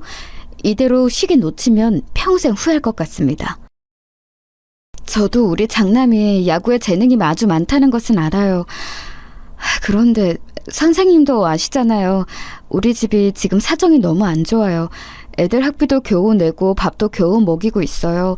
아니, 밥도 가끔은 돈이 없어서 고구마로 대체해요. 이 상황에서 어떻게 야구를 시키겠어요. 그렇죠. 현수 본인도 그걸 아니까 자기가 스스로 그만하겠다고 하더라고요. 저는 그냥 아쉬워서 한 말이에요. 워낙 유망주라 서울에서도 현수 하나 보려고 많이 내려오고 하니까요. 말씀하신 것은 잘 알겠습니다. 제가 제일 속상했던 점은 바로 장남이었어요. 장남은 어렸을 때부터 유난히 운동을 매우 잘했거든요. 특히 야구에 소질이 있는 아이라 학교 체육 선생님의 재능을 알아보고 밀어주었습니다. 그런데 주변에 운동하는 사람이 있으면 아실 텐데 운동도 돈이 있어야 가능한 종목이거든요. 장비도 그렇고 훈련비도 그렇고 우리 집 상황상 절대 운동을 시키질 못했어요. 현수야, 엄마가 너무 미안해. 우리 아들 그렇게 좋아하고 잘하는 것도 못 시켜주고 네 아빠 병원비가 너무 많이 들어서 엄마가 도저히 아무리 이래도 우리 아들 운동을 지원 못 해줘. 엄마 괜찮아. 이런 상황에서 내가 계속 야구를 하겠다고 하는 것은 내 욕심이잖아. 나는 그냥 빨리 학교 졸업해서 우리 동생들 키우는 게 내 목표야. 아빠 병원비도 내가 벌어서 낼게. 빨리 어른이 되었으면 좋겠어. 그래야 엄마를 도울 수 있잖아. 내가 이 세상에서 지금 믿을 수 있는 것은 바로 너 하나야. 엄마가 너무 미안하고 고맙다. 남들은 장남에게 모든 것을 쏘아붙던데 엄마는 오히려 너를 제일 못 챙기고 있네. 아들 고맙고 미안하다. 사람이 사정이 다 다르잖아. 그러니까 엄마는 나한테 미안해하지 마. 내가 얼른 졸업해서 우리 엄마 더 일 안 하게 노력할게. 동생들도 내가 책임질 거야. 알겠지? 본인이 그렇게 좋아하고 잘하던 것을 상황 때문에 포기했지만 장남은 오히려 저를 위로했어요. 흔히 말하는 아픈 손가락 아시죠? 저한테 장남은 아픈 손가락이었습니다. 이런 장남은 실제로 고등학교를 졸업하고 바로 인근에 있는 공장에 취업했어요. 집에도 들어오지 않고 일부러 잔업까지 하며 돈을 벌어 동생들 뒷바라지를 했습니다. 엄마, 이번 달 월급이야. 이걸로 동생들 학비 내고 부족한 거 없게 해줘. 그리고 아빠 병원비도 내가 병원에 가서 어느 정도 갚았어. 혹시 나 몰래 돈 빌린 거 있어? 그런 거 있으면 말해. 현수야, 엄마가 너무 고맙다. 확실히 네가 돈을 벌기 시작하면서 우리 집 형편이 많이 나아졌어. 엄마도 이제 잠자는 시간이 늘었거든. 만약 네가 없었다면 엄마는 동생들을 데리고 길거리에서 살았어야 해. 나도 내가 성인이 되어 돈을 벌 수 있어서 얼마나 좋은지 몰라. 엄마가 나 때문에 부담이 덜 된다니까 너무 기쁘다. 아, 엄마, 할머니는 어떻게 할 거야? 동네 사람들이 할머니 노망 놓은 거 아니냐고 말이 많아. 장남이 성인이 되어 돈을 버니까 확실히 경제적으로 부담이 덜 됐어요. 동생들을 위해 본인 몸을 희생하며 돈을 버는 장남을 보며 마음이 아프면서도 참 대견했습니다.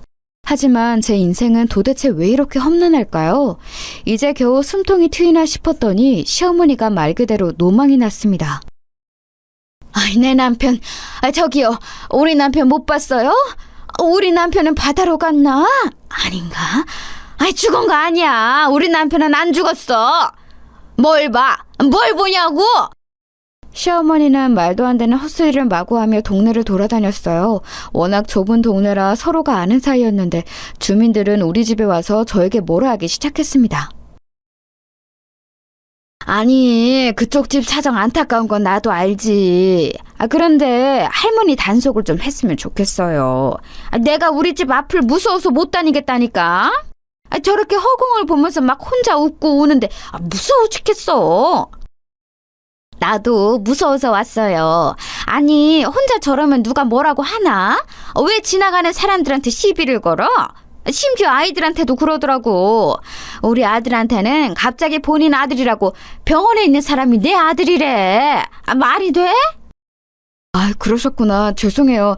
제가 우리 할머니 단속 열심히 할게요. 그러니까 우리 집은 그만 찾아오세요. 우리 동생들도 그렇고 어머니도 곤란해하잖아요. 아주머니들 제가 대신 사과할게요. 그러니까 화 푸시고 집에 가셔요. 네? 주민들이 화가 나서 집에 오면 그걸 달래는 것도 우리 장남이었어요. 자라면서 그런 장남에게 제가 얼마나 심적으로 의지했는지 모릅니다. 시어머니는 결국 치매 판정을 받았고 우리 집에는 환자가 2명이나 생기게 되었습니다. 시어머니의 치매 증상은 환청, 환각 등이 있었고 자꾸 집을 나가는 증상이었어요. 엄마, 할머니가 또 집 밖으로 혼자 나갔어. 진짜 할머니 때문에 미치겠어. 너무 힘들고 피곤해. 이게 이번 주에만 도대체 몇 번째야? 우리 너무 힘들어. 저번에는 우리 학교 앞에서 난동을 피워서 내가 얼마나 친구들 앞에서 창피했는지 알아? 그리고 자꾸 나만 보면 아빠를 그렇게 찾아. 아이들은 시어머니의 치매 증상에 상당히 고통스러워했습니다. 그래도 그런 시어머니를 다른 곳으로 보낼 수는 없었어요. 요양원에 보낼 돈이 없었거든요. 그렇게 치매 시어머니를 모시고 살던 저한테 그나마 다행이었던 점은 남편이 몇 년 후에 눈을 떴다는 사실이었습니다. 여보, 이게 얼마만이야? 나는 당신이 영영 깨어나지 못할 줄 알았어. 이렇게 눈을 뜨다니 나 너무 기뻐. 내가 옆에서 열심히 간호할 테니까 조금만 더 힘을 내자. 지금 깨어난 지 얼마 되지 않아서 말하는 게 힘들 거라고 했어. 굳이 말 안 해도 돼. 남편이 의식이 들자 옆에서 간호할 사람이 필요했어요. 집 안에는 치매 환자가 있었고 병원에는 이렇게 수발들 사람이 필요했죠. 몸이 하나여도 모자랐던 시절이랍니다. 남편의 몸이 완전히 회복될 때까지 저는 거의 병원에서 지냈어요. 그래서 치매 시어머니를 돌보는 일은 장남이 거의 도맡아서 했습니다. 나머지 아이들은 시어머니를 감당하는 것을 힘들어했거든요. 현수야, 미안하다. 엄마가 아빠 간호하느라 집에 신경을 못 쓰네. 일하느라 바쁜데 이렇게 할머니랑 동생들까지 돌보고. 엄마는 너한테 왜 이렇게 미안한 일만 생기는 걸까? 우리 아들 고맙고 미안하다. 엄마, 힘들 때일수록 뭉쳐야 하는 게 바로 가족이야. 그러니까 나한테 미안하다는 말은 그만해. 나는 진짜로 우리 가족을 위해서라면 전혀 힘들지 않아. 오히려 우리 동생들이 나를 믿고 의지했으면 좋겠어. 저한테 유일한 버팀목은 우리 장남이었어요. 이런 생활이 지속되면서 다른 자식들은 대학도 가고 본인 하고 싶은 일들을 하며 자기 살 길을 찾아갔습니다. 누구 하나 탈선하지 않고 잘 자라주어 고마웠어요. 그러면서 본인을 희생하며 동생들에게 자기 인생을 바친 장남에게 미안한 마음은 더 커지게 되었습니다. 내가 형보다 먼저 결혼해도 진짜 괜찮아? 형, 혹시 만나는 여자 있으면 먼저 결혼해도 돼. 평생 성인이 되자마자 우리 책임지느라 그동안 고생 많았어. 이제 형도 형 인생 살아야지. 안 그래, 엄마? 그래, 맞아, 현수야. 이제 가족들에게 그만 베풀고 네 인생 살아. 둘째는 결혼한 여자가 있으니 다행인데 우리 현수는 만나는 여자도 없는 것 같던데 맞니? 아이 참, 몇 번을 말해. 나는 괜찮아. 그러니까 둘째 네가 먼저 결혼해도 돼. 그리고 내가 그동안 모은 돈으로 집도 얻어서 살아. 나는 내 인생은 우리 가족을 위해 희생하기로 예전부터 마음먹었어. 나머지 동생들도 결혼하는 거 다 봐야 마음이 편할 것 같다. 형, 고마워. 이 은혜 절대 잊지 않을게. 나는 형이 얼마나 고생하면서 돈 벌었는지 다 알아. 심지어 장남은 남들은 다 하는 연애도 하지 않았어요. 둘째가 장남보다 먼저 결혼해서 집을 나갔고 그 뒤로도 셋째와 넷째까지 결혼했습니다. 동생들이 먼저 결혼하는데도 장남은 아무렇지도 않았어요. 오히려 본인이 뼈 빠지게 잔업을 하며 번 돈을 결혼 자금에 보태라고 주었습니다. 그 모습을 보며 저는 뿌듯한 마음보다는 안타깝고 미안한 마음이 훨씬 컸어요. 어느새 제 아픈 손가락인 장남은 노총각이 되어 있었습니다. 아이고, 노인네가 드디어 하늘로 가셨네. 그래도 아들이 의식 돌아온 거 보고 가셔서 그나마 다행이야. 하늘에서는 편안하게 남편 만나서 잘 사셨으면 좋겠네. 그러니까요. 저는 이제 어머님께 안 좋은 감정도 없어요. 그냥 이제 말 그대로 편안한 상태가 되시길 바래요. 천국에서라도 행복하게 살아야죠. 우리 어머님도 고생 많으셨어요. 시어머니도 시아버지를 따라 하늘로 가게 되었어요. 막판에 치매가 매우 심해서 저도 많이 힘들었습니다. 그런데 막상 돌아가시니 제 마음이 마냥 편하지는 않더라고요. 너무 미운 시어머니였는데 미운 정이 들었었나 봐요. 시어머니가 돌아가시고 남편도 어느 정도 어눌하게 말은 할 수 있는 상태가 되었습니다. 의사는 남편의 상태가 좋은 편은 아니라 언제 죽어도 이상하지 않은 상태라고 하더라고요. 그래도 살아있어서 다행이라는 생각이 들었어요. 이렇게 힘든 인생이어도 버티면서 살고 있었는데 한 가지 좋은 소식이 들려왔습니다. 엄마, 나 만나는 여자 생겼어. 큰 문제가 없다면 아마 이 여자와 결혼할 것 같아. 우리 근처의 도시에 사는 여잔데 내가 일하면서 왔다 갔다 하다 만나게 됐어. 어리지만 예쁘고 친절해서 이런 사람이라면 결혼하고 싶더라. 뭐? 아, 세상에, 우리 첫째 아들이 드디어 결혼한다고? 이게 무슨 일이야. 엄마는 이제 죽어도 여한이 없어. 우리 장남의 결혼이 내 인생의 고민이었는데 어머, 웬일이니? 장남이 드디어 결혼할 여자를 찾았다는 거였어요. 얼마 지나지 않아 장남은 며느리가 될 여자를 집으로 데려왔습니다. 저는 시어머니에게 시집살이를 심하게 당했다고 했잖아요. 그래서 우리 며느리들이 심기를 건드리는 것을 매우 싫어했어요. 오히려 우리 딸들보다 며느리들에게 더 잘해줄 정도였습니다. 첫째 며느리가 집에 인사 온다길래 며칠 전부터 요리에 신경을 썼어요. 다른 자식도 물론 소중하지만 장남은 저에게 의미가 아주 특별했으니까요. 어머, 어머님, 이게 다 뭐예요? 제가 해산물 좋아하는 것은 어떻게 하시고 이렇게 준비해 주셨어요? 저 진짜 갈치조림은 밥 2공기도 먹어요. 세상에, 제가 다 좋아하는 것들이네요. 그러니? 다행이다. 내가 우리 장남에게 며느리 될 사람이 해산물을 좋아한다는 소리를 듣고 며칠 전부터 준비한 거야. 입맛에 맞았으면 좋겠네. 만약 입맛에 안 맞으면 미안하다. 다음에는 더 맛있게 해줄게. 첫째 며느리의 첫인상은 아주 좋았습니다. 어찌나 살가운지 우리 장남이 여자 하나는 잘 골랐다 싶었어요. 다른 며느리들은 착하고 선했는데 동시에 성격이 내성적이라 조용했거든요. 그런 며느리들이 싫었던 것은 절대 아닌데 아무래도 밝은 성격의 며느리가, 그것도 첫째 며느리가 좋았습니다. 현수야, 엄마가 네 결혼에 많은 돈을 못 줘서 미안해. 너는 동생들한테 그동안 모은 돈을 결혼 자금으로 줬는데 오히려 너는 가져가는 돈이 없네. 내가 진짜 너한테는 면목이 없다. 에이, 엄마, 내가 뭐 그런 거 바라고 애들 뒷바라지 했어? 아닌 거 알잖아. 애초에 나는 그 돈을 돌려받거나 나도 똑같이 받아야 한다는 생각 자체가 없었어. 그러니까 신경 쓰지 마. 너무 슬펐던 점은 장남은 일하면서 모은 돈을 다 동생들 결혼 자금으로 주었는데 저는 장남에게 줄 돈이 없다는 거였습니다. 장남에겐 평생 미안한 마음뿐이었죠. 그래서 첫째 며느리에게 더 잘하려고 애썼던 것도 있어요. 형님은 매번 시댁에 오면 하는 것도 없이 저렇게 혼자 앉아있어요. 솔직히 어머님이 며느리들한테 얼마나 잘해주시는데 너무해요. 어떻게 혼자만 쏙 빠져서 저럴 수가 있는 거죠? 요리가 익숙하지 않아서 그런가 보다. 내가 더 잘 테니 아가, 너도 가서 쉬렴. 나는 괜찮으니까 너무 걱정하지 말고, 응? 어머님 손목도 안 좋으시면서 왜 그러세요? 저야말로 괜찮아요. 아휴, 형님은 제가 좋게 보고 싶어도 너무 밉상이에요. 저라면 절대 저렇게 행동 안 해요. 너무 얄미운 게 아주버님이 있으면 저런 행동 안 하는 거 아시죠? 첫째 며느리는 결혼하고 행동이 완전히 바뀌었어요. 여우처럼 장남이 있으면 살갑게 다가오는 척하며 도왔는데 장남이 자리를 비우면 아무것도 하지 않고 소파에 누워서 핸드폰을 하기 바빴습니다. 그걸 보며 둘째 며느리도 그렇고 딸들이 불만이 매우 많았어요. 내가 시누이 집 한다고 할까봐 일부러 가만히 있는데 아무리 봐도 첫째 새언니는 너무해. 저라면서 엄마가 만든 반찬은 쏙 가져가더라?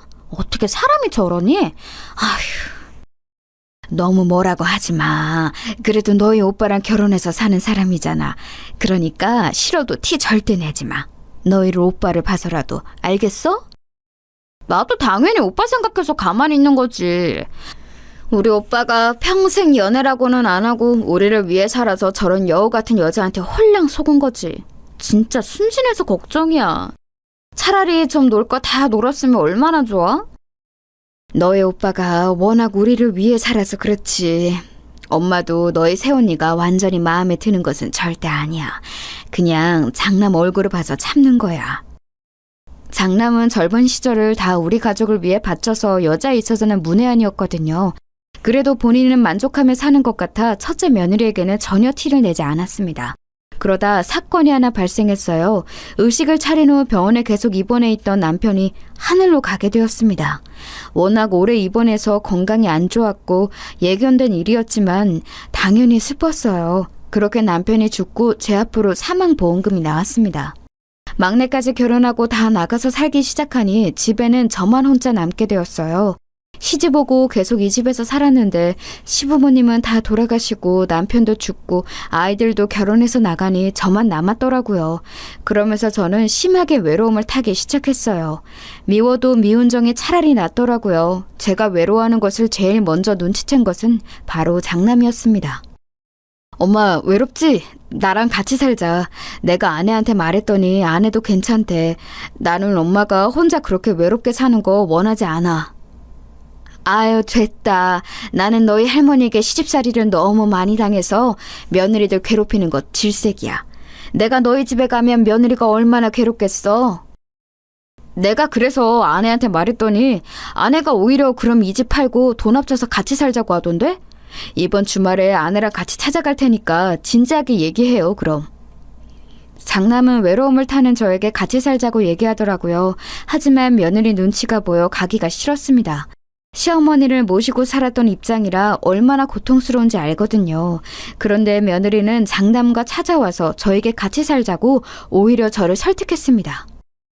저는 진짜 어머님하고 같이 사는 거 좋아요. 그러니까 이 집 팔고 우리가 지금 사는 집도 팔아서 더 넓은 곳으로 이사 가서 살아요. 어머님만 괜찮으면 언제든지 환영이에요. 아, 그러니? 나는 너희들에게 내가 짐이 될까봐 그게 무서웠는데 네가 그렇다면 나는 너무 좋지. 아이고, 가서 내가 최대한 거슬리지 않도록 하마. 고맙다. 며느리의 설득에 저는 남편의 사망보험금과 집을 팔고 남은 돈, 그리고 제 비상금까지 수중에 있는 모든 돈을 다 합쳤어요. 진짜 저에게 남은 돈이라고는 없는 상태로 그렇게 첫째 아들네 집으로 들어가게 되었습니다. 엄마가 이 돈들 다 장남에게 주고 싶은데 그래도 되는 거지? 너희도 알잖니. 첫째가 너희 결혼자금 되느라 내가 장남에게 준 돈이 없어. 엄마의 마지막 소원이야. 엄마, 당연하죠. 게다가 지금 엄마까지 모시고 산다는데 당연히 그 돈은 형을 주는 게 맞지. 우리는 아무 불만이 없어요. 여기서 싫다고 하면 안 되는 거지. 맞아. 형이 우리 키우느라 얼마나 고생했는지 아는데 누가 여기서 싫다고 그래? 오히려 우리가 형한테 갚아야 하는데 그럴 수가 없어서 속상하지. 그 돈들 다 형 준다고 해도 아무도 뭐를 안 하니까 걱정하지 마. 다행히 나머지 자식들도 불만이 없었어요. 오히려 제 돈을 다 장남에게 모조리 주는 것을 당연하게 여겼죠. 그렇게 저는 장남의 집으로 들어가서 살게 되었는데 제 생각과는 너무 현실이 달랐습니다. 며느리가 너무 다른 사람인 것처럼 느껴졌어요. 결혼 전에 보았던 살가운 사람은 어디 가고 마치 악마처럼 저를 대하기 시작했습니다. 어머니, 화장실 청소 이거 다 하신 거예요? 물때가 다 안 지워졌는데... 다시 해주세요. 그리고 아이 좀 이따 봐주세요. 저 친구 만나러 가야 해서요. 어머님, 저 갈비찜 먹고 싶은데 어머님이 좀 해주세요. 그리고 아들 먹을 계란말이도 부탁드려요. 저는 그럼 친정에 다녀올게요. 저녁 전까지 해주셨으면 좋겠어요. 어머님, 이거 뭔지 보이세요? 청소기 언제 돌리셨어요? 제가 분명히 아침에 청소기 돌려달라고 부탁드렸잖아요. 제가 힘든 부탁한 건가요? 며느리는 저를 마치 가정부처럼 부려먹었어요. 저도 처음에는 저와 같이 사는 게 고마워서 청소며 빨래며 나서서 했는데 날이 갈수록 심해지더라고요. 심지어 며느리는 손자를 돌보는 것도 죄다 저를 시켰습니다. 하지만 저는 절대 불만을 말하지 못했어요. 첫 번째로 시어머니에게서 시집살이를 당해서 며느리에게 싫은 소리를 하지 못했고, 두 번째로는 바로 장남의 아내였기 때문이죠. 제가 살면서 너무 힘들 때 의지했던 사람이 바로 우리 첫째 아들이잖아요. 그래서 장남에게는 평생 미안한 마음뿐이라 차마 며느리에게 싫은 소리가 나오지 않더라고요. 엄마, 저 왔어요. 오늘은 뭐 했어요? 내가 듣기로 우리 아파트에 노인정도 되게 크다던데 거기 가봤어? 엄마 덕분에 우리가 서울 시내 이런 고급 아파트에서 살고 너무 고마워. 장남은 여전히 저에게 효자였습니다. 제가 돈을 줘서 첫째 아들네 부부는 서울에 있는 대단지 고급 아파트로 이사 왔는데 저는 막상 그 혜택을 누리지 못했어요. 할머니, 나 솜사탕 사줘. 할머니, 나랑 놀이터 가자. 놀이터에서 나랑 축구하면서 놀자. 어? 할머니, 나가자. 할머니! 손자를 돌보는 일도 어느새 제가 다 전담하기 시작했거든요. 며느리는 손자를 키우며 힘든 일은 다 저를 시켰어요. 씻기는 거나 유치원에서 데리고 오는 것도 다 저를 시켰습니다. 늙어서 몸이 제 마음대로 움직이지도 않았는데 참 힘들었습니다. 그래서 절대 며느리에게는 티를 내지 않았지만 딸들에게는 힘들다고 조금 언급했는데 이게 또 사건이 발생했어요. 새언니, 제가 진짜 이런 말은 안 하려고 했는데요. 오해하지 말고 들어주세요. 새언니가 그래도 이런 아파트에서 부자처럼 사는 거 다 우리 엄마가 지원해줘서 가능한 거잖아요. 그런데 엄마한테 너무 조카를 봐달라고 하고 청소까지 시키는 거 조금 너무한 것 같아요. 다른 거는 몰라도 청소나 빨래는 언니가 할 수 있지 않나요? 어머. 지금 오해가 있는 것 같아요. 제가 언제 어머님을 강제로 시켰나요? 저는 절대 그런 적이 없어요. 어머니가 말씀해 주세요. 제가 어머님께 억지로 시켰어요? 아유, 억지로 시킨 적은 없지. 아유, 아니다. 그만하자. 내가 미안하다. 괜한 소리를 해서 이렇게 사단을 만들었네. 미안하다. 그만하자. 그냥 지나가듯 한 말에 셋째 딸이 대표로 며느리에게 좋게 말했더니 며느리는 화를 내기 시작했습니다. 제가 그만하자고 했는데도 첫째 며느리는 멈추지 않고 계속해서 섭섭하다고 하기 시작했어요. 그리고 물론 어머님 덕분에 이런 아파트에서 사는 거 맞아요. 그런데 그렇다고 제가 그럼 어머니 눈치를 마구 보며 살아야 하나요? 저야말로 너무 섭섭해요. 새언니, 우리가 우리 엄마 눈치 보고 살라는 거 아니잖아요.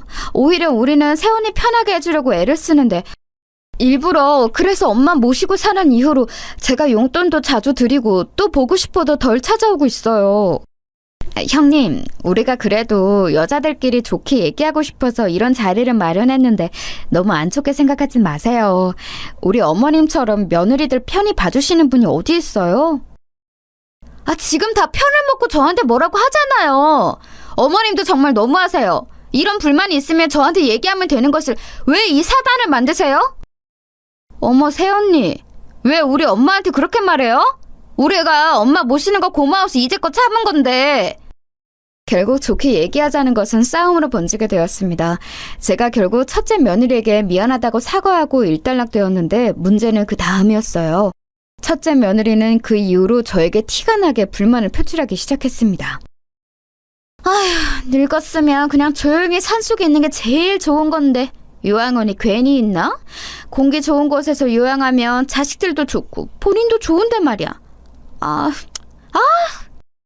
혼자 저보고 들으라는 듯이 집에서 큰 소리를 내기도 하고 심지어는 제가 집에 있는 것을 눈치 주기 시작했어요. 저는 속상했지만 최대한 티를 내지 않고 있었습니다. 그런데 며느리는 제가 무시한다고 느꼈는지 이번에는 저에게 대놓고 뭐라 하더라고요. 장남은 그때 공장에서 일하고 있었는데 나름 일한 지 그래도 꽤 많은 시간이 지나서 관리자급으로 일하고 있었어요. 장남이 출근하며 최소 10시간은 지나서 집에 오는데 그 시간이 저는 지옥이었습니다. 늙었으면 그냥 곱게 죽는 게 자식들을 위하는 건데 어머님은 그것도 모르세요? 하긴 모르니까 이렇게 자식 집에서 얹혀 살고 있지. 제가 일부러 대꾸하지 않으면 노골적으로 옆에 와서 계속 얘기하는 모습에 나중에는 첫째 며느리 얼굴만 봐도 무섭기 시작했어요. 자다가도 환청이 들리고 심지어 꿈에서도 며느리가 나와 새벽에 잘 수가 없었습니다. 엄마, 요즘은 새언니 어때?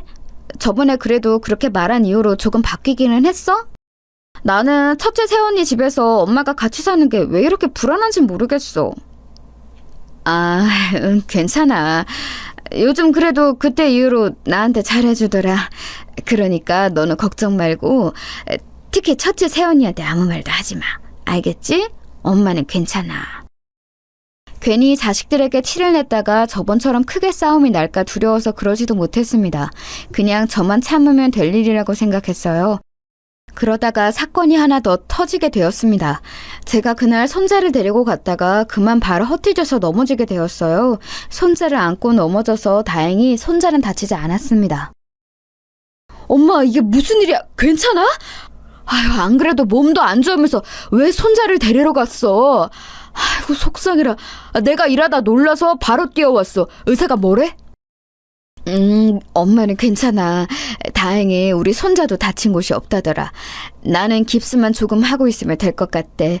무슨 입원이나 수술 같은 건 필요 없다니까 다행이지. 그냥 집에서 조용히 누워있으면 된대. 정말 다행히 크게 다친 곳은 전혀 없었는데 문제는 제 깁스였어요. 깁스를 하니 집 밖으로 나가질 못하고 가만히 누워있어야 했거든요. 이때부터 오늘 사연의 절정이 시작되었습니다.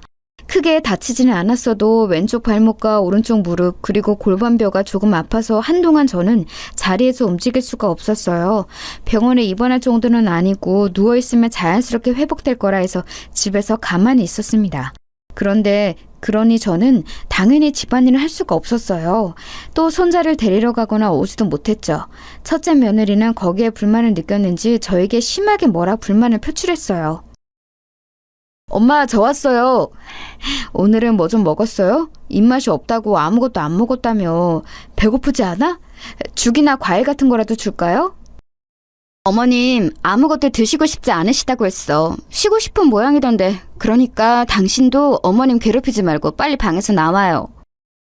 며느리는 심지어 제 입에 들어가는 것도 아까운지 먹을 것도 잘 주지 않았어요. 심지어 제가 하지도 않은 말을 지어내기 시작했습니다. 이제 저도 버티는 게 한계가 있었어요. 아무리 장남에게 미안한 마음뿐이고 제가 말해서 가족들 간에 큰 싸움이 일어나도 저도 할 말은 하고 싶었습니다. 그런데 첫째 며느리는 장남 앞에서는 완전히 착한 며느리처럼 행동하더라고요.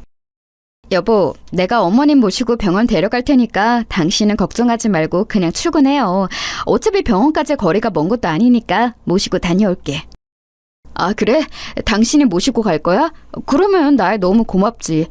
엄마, 오늘은 그럼 며느리랑 오붓하게 둘이 다녀와요. 며느리는 심지어 저를 데리고 병원에 다닌다고 했는데 그것 또한 고통이었습니다. 가는 내내 얼마나 구박하던지 너무 속상해서 혼자 집에 와서 울기도 했어요. 참는 것도 한계가 있었고 저도 그래서 마음을 굳게 먹었습니다. 그런데 장남 앞에선 며느리가 워낙 다른 사람처럼 행동했기 때문에 며느리의 짓을 다 말하려면 증거가 필요했어요. 마침 장남이 사준 핸드폰이 있어서 며느리가 저에게 와서 저주하던 막말을 내뱉는 것을 다 녹음하기 시작했습니다. 노인네가 너무 오래 사는 것도 가족들한테 민폐인 거 알아요? 적당히 살고 죽는 게 오히려 자식들을 위한 길이란 거 명심하세요. 늙었으면 곱게 죽지. 이러면 자식들한테 미안하지도 않나? 자식들 귀찮게 하지 말고 그냥 죽는 게 어때요? 아, 나 같으면 그냥 스스로 요양병원으로 걸어서 들어가겠다. 이렇게 며느리한테 병수발 들게 하는 거 미안하지도 않아요? 이 노인네야? 저는 일부러 아무 대꾸도 하지 않고 그대로 며느리의 막말을 녹음했어요. 며느리는 제가 무시하고 눈을 감고 있자 나중에는 심지어 저를 꼬집기 시작했습니다. 예, 그렇다고 나를 꼬집으면 어떡하니? 너무 아프다. 네가 나를 싫어하는 것은 아는데 이러면 어떡하니? 뭐 어쩌라고요. 그러게 그냥 그때 넘어졌을 때 요양병원에 들어갔어야지. 왜 사람 귀찮게 이러고 있어요? 늙었으면 곱게 죽으라고. 그렇게 저의 2주를 며느리의 음성을 녹음했습니다.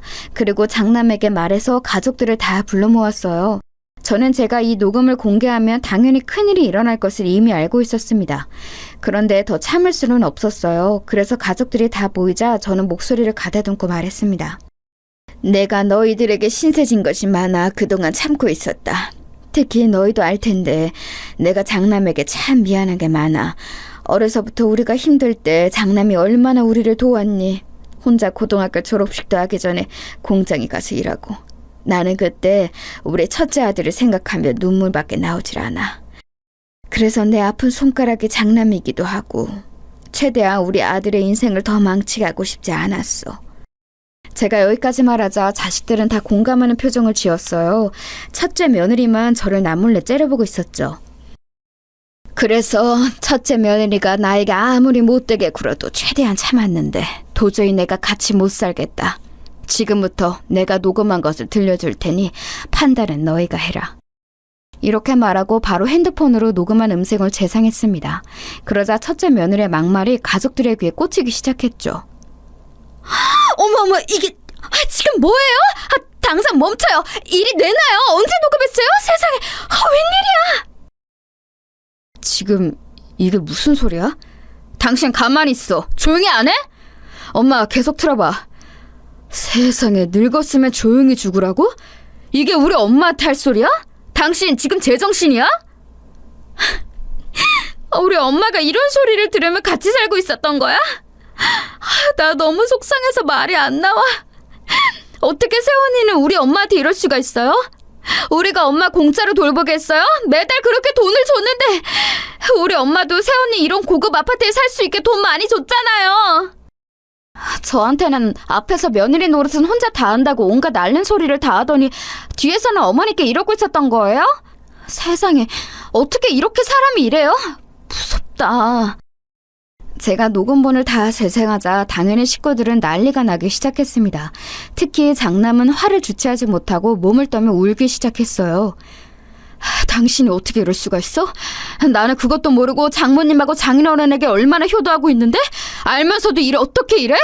내가 처가에 들어가는 돈이 한 달에 얼마인지 알아? 우리 자식들이 다 당신에게 미안해서 그렇게 돈을 줬는데 그 돈은 다 받아갔으면서. 가족들의 원망이 다 첫째 며느리에게 향하자 첫째 며느리는 아무 말도 하지 못했습니다. 내가 나를 모시고 사는 것이 힘드니까 청소며 빨래며 음식이며 혼자 다 했단다. 심지어 본인 아들도 며느리는 돌보는 것이 싫었는지 내가 유치원 등하원도 했어. 나는 이 정도면 할 만큼 했다고 생각한다. 이제 더는 같이 못 살겠어. 첫째 며느리가 원하는 대로 나를 그냥 요양원에 보내주렴. 지금 무슨 소리를 하는 거야? 엄마를 어떻게 요양원에 보내? 내가 이혼할 거야. 나는 당신이 이렇게 무서운 사람인 줄 몰랐어. 우리 이혼하자. 이제 당신이랑 처가에 들어가는 돈은 땡전 한 푼도 없어. 이 집도 4명이야. 당장 나가. 장남은 크게 화를 내며 이혼 선언을 했습니다. 그러자 며느리가 어떻게 반응했는지 아세요? 그렇게 저에게 표독스럽게 굴던 사람은 사라지고 오히려 무릎을 꿇고 저에게 빌기 시작했어요. 어머니, 죄송해요. 제가 일부러 그런 것은 전혀 아니에요. 제 마음 아시죠? 제가 앞으로 잘할게요. 저 말들은 다 거짓이었어요. 저는 절대 진심으로 저런 말을 하지 않았어요. 아시잖아요. 심지어 우리 엄마를 꼬집었다고? 진짜 미친 거 아니야? 당장 이혼해. 나는 더는 당신 같은 사람하고 못 살아. 첫째 며느리가 저에게 빌고 장남은 그런 며느리에게 이혼하자고 소리치고 난리가 아니었습니다. 그 뒤로 어떻게 되었냐고요? 장남은 정말로 며느리와 이혼했어요. 저는 모르고 있던 사실인데요. 며느리한테 식구들이 돈을 뒤로 따로 엄청 챙겨주고 있었더라고요. 어머님, 심지어 저한테도 형님이 본인이 혼자 며느리 노릇은 다 하고 있다면서 하도 앓는 소리를 해내더라고요. 그래서 동서랑 저도 개인적으로 돈을 뒤로 얼마나 챙겨줬는지 몰라요. 그런데 이번에 가족들이 하는 말을 종합해보면 다들 그랬더라고요. 저 여자 진짜 무서운 사람이에요. 우리 시댁 사람들을 뭐로 본 거예요? 다들 첫째 며느리가 여우라는 것은 알고 있었는데 이 정도일 줄은 몰랐다고 하더라고요. 너도 나도 몰래 돈을 줬다고 고백하는데 그 돈을 합쳐보니 한 달에 무려 1,000만 원이 넘어가는 돈이었습니다. 기가 막히죠? 어머님, 제가 정말 죄송해요. 그러니까 제발 어머님이 이혼만은 막아주시면 안 될까요?